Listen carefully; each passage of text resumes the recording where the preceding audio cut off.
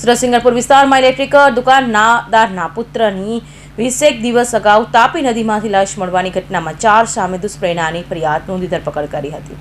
સિંગણપુરની શતાદીપ સોસાયટીમાં ઇલેક્ટ્રોનિક દુકાન ધરાવતા વિનોદ ગેડિયાના મોટા પુત્ર બ્રજગત 14 ફેબ્રુઆરીએ દુકાનથી જમવા ઘરે ગયો હતો.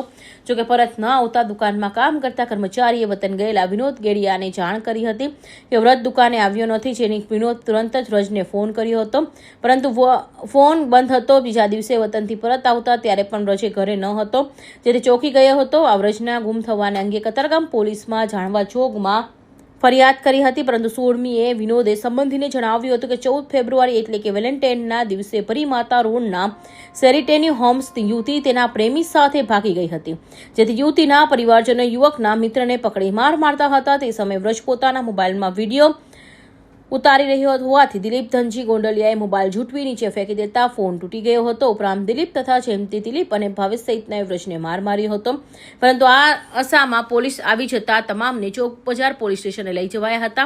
પરંતુ વ્રજે ફરિયાદનો ઇનકાર કરતા ત્યાંથી ઘરે આવ્યા બાદ એપાર્ટમેન્ટમાં પાર્કિંગ બાઇક પાર્ક કરી ક્યાંક ચાલ્યો ગયો અને ત્યારબાદ જહાંગીરપુરા નજીક સંજયનગર પાસે તાપી નદીમાંથી તેની લાશ મળી આવતા પોલીસે 4 આરોપી જયંતિ ગોંડલિયા, દિલીપ જીવરાજ પીપલિયા, દિલીપ ધનજી ગોંડલિયા સહિત 4 સામે ગુના નોંધી તેઓની ધરપકડ કરી છે. Bureau report, Hind TV news, Surat.